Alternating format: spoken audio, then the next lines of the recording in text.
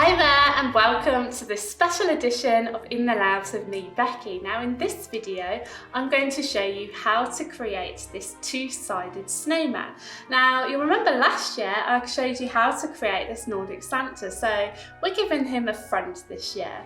So let's take a look in the software at some of the things that we need to consider when creating the snowman.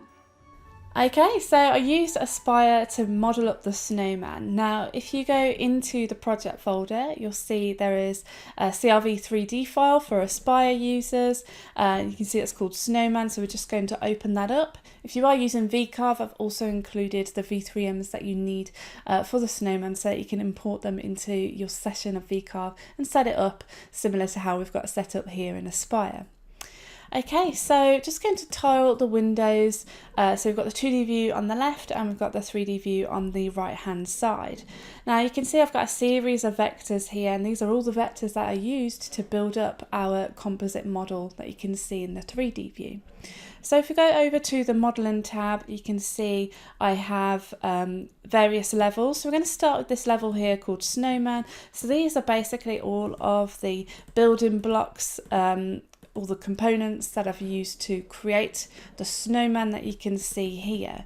Over to the left, you can see I've got various vectors, and these are the vectors that I use to actually model up the snowman. For example, if we take a look at the head, I use this vector along with the create shape tool, giving that a round profile, and then sending it to no limit, whereby I then created the actual head shape, which you can see here. I also used the create shape tool for the nose, for the body, for the buttons, for this knot of the scarf, and for the actual trail of the scarf as well.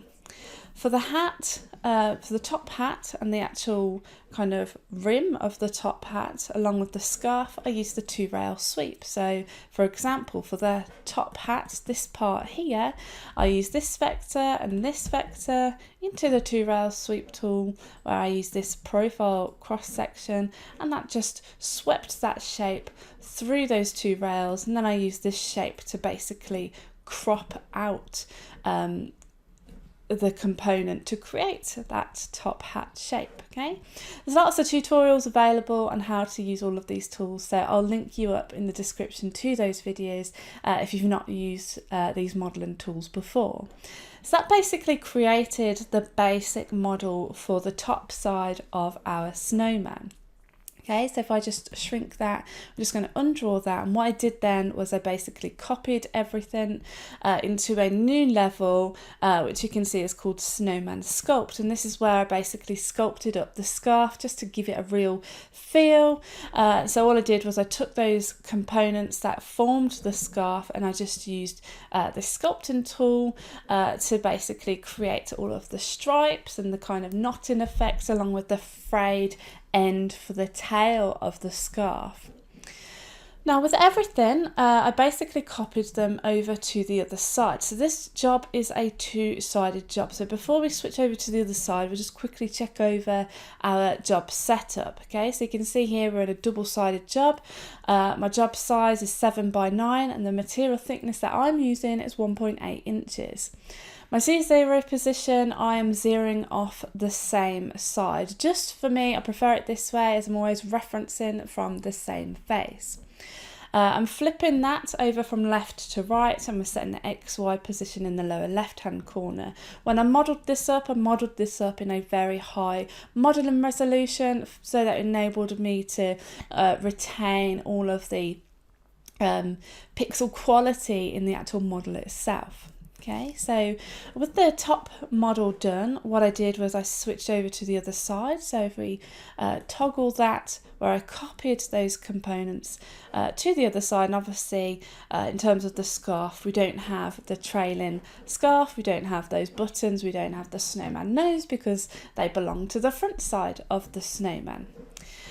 Okay, so in terms of some special things that we need to think about as well in terms of when we're machining this. If we go back to the modelling tab on the top side, you'll see I've also included a 0 plane level here that's set to merge, where I have a 0 plane in there, and you'll see just by looking in the 3D view there is a negative value on that. So if we go to the properties here, you can see I've got a base height here of -0.1, and the reason for that is that I want, when we come to machine this, I want to machine our snowman, but I also want that tool to drop past 0 to ensure that we don't create a seam effect around the snowman. We don't have any kind of witnessing of a cusping effect, because we're ultimately using a round tool to finish this off. So we're going to get a nice crisp, clean seam around the outside. So that's why I've included that there. And again, if you're unfamiliar to two-sided machining, I'll link you up to 2 tutorials that explain this concept in much more detail. So close out then. So we've got a 0 plane in there. We also need to hold the snowman to our waste material so it doesn't pop out when we machine that. In which case I'm adding tabs in here. So I've just used the tabs that you get as part of your clip art set. We've got one at the top, one at the bottom, and I've copied those to the other side as well. So if we switch over to the other side, you can see I've got the tabs in there, and everything basically lines up together. Okay, so that's pretty much the snowman in terms of modelling and the setup. And to keep everything aligned when we flip the material over, we're going to make use of dowels, which we'll look at now in terms of the toolpath. So switching over to the toolpaths tab, we go to our material setup. So for the top side, we're setting X, Y in the lower left hand corner, Z0 on the top. Model position in the material is in the dead center of the material there. And we can go ahead and press OK, assuming that everything else is safe and appropriate for how you've got that set up at home. Okay, so we're just going to press OK. Okay, so I've already got the toolpath set up. So pocket for the dowel. So if we double click on that, you can see I'm just cutting 1 inch into our material using these 2 vectors. So I've measured up my dowels. That's pretty much the size of that, so you're going to alter that to however wide or the diameter of your dowels are, if that's what you're going to choose to use. And I'm just going to use a 1/4 inch end mill, and then we could just go ahead and calculate that, and then if we preview it, you'll see it just creates 2 holes there, at which stage you should go ahead and check that the dowels fit. Then we've got a 3D roughing pass. So here all we're doing is we're using that same tool. We're going to use the selected level, so it's going to take the model that we've got on the sculpted snowman level, and it's going to use that as the boundary. That way it's going to include our tabs. It's also going to include the limit planes as well. And again, there's more detailed information on this on the two-sided machining tutorials that we've got available.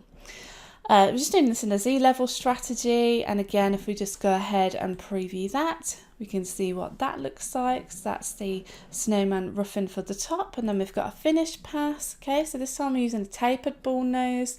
Again, we're going to make use of the level of the snowman for the boundary. We're giving that an offset of 1/4 inch, and then we could go ahead and we can preview that as well. Okay, so it's going to start in the center, and it's just going to work its way out, giving us that perfect finish there. Wonderful. So once that's done, the idea is we take that material off of the board, and then when we switch over to the other side, we're then going to take those dowels. So again, the same position, which we've simply copied from the top side. However, we are going to machine straight into the spoil board. Now, for the bottom side, I've set it up so that my Z0 is to be set from the machine bed, okay, just so we're referencing from the same face, the top side face, as that's going to be face down. So we've got pocket dowels for the spoil board, so we're just going to cut all the way through to the spoil board, in which case then we can then relocate our material, and we know everything is going to be aligned perfectly in X and Y. This also gives us the opportunity to actually just completely change our X0, Y0 position should you want to cut this a different day. Okay, so then we've got the same 3D roughing and the 3D finishing, so it's pretty much the same setup as what we had on the top side, and that's pretty much it. So at this stage we'd then go ahead, save out those toolpaths, in which case we'd then go ahead and machine those. So let's head over to the labs. So here I'm just securing the material down to the spoil board, and then I'm just setting up the first toolpath. So here we're machining the dowel holes, and that's purely just so that we can align the XY positions when we come to flip the material over. Next up we've got the 3D roughing toolpath, and this is again using the same tool that we used to create the dowel cuts. Now we've got a tool change and we're using that tapered ball nose to create the 3D finish toolpath. And so this is just going to really bring out all of the detail from that snowman.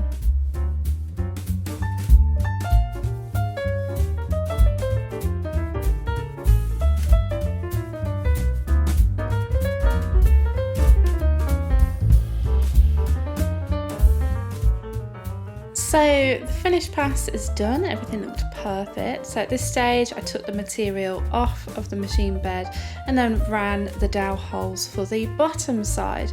And with those dowels in place, it enabled me to line up those holes and then re-secure the material down and then run the subsequent toolpaths for the bottom side. So here we have the 3D roughing toolpath followed by the 3D finishing toolpath.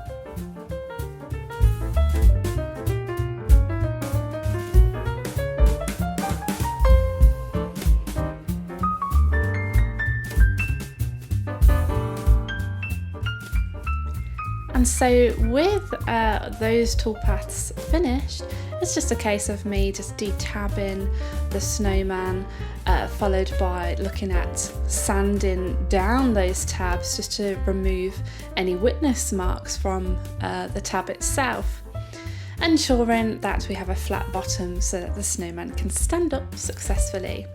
And I used a wire brush just to clean up some of the fuzzies. There wasn't too much there, so it wasn't really tasking in that case. And then I just finished that off just using some teak oil just to really bring out the grain there, and I think it looked great.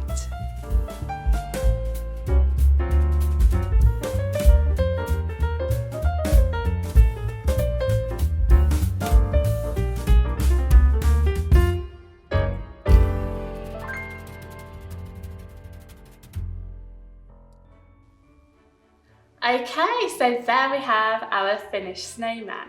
Now, if you fancy having a go at creating a snowman for yourself, then simply head over to your VCarve account where you can download the project files from there. And if you like this video, give us a thumbs up, and if you've not yet subscribed to this channel, then please hit the subscribe button for instant updates on the latest videos that we'll be releasing. So thank you for watching and happy making!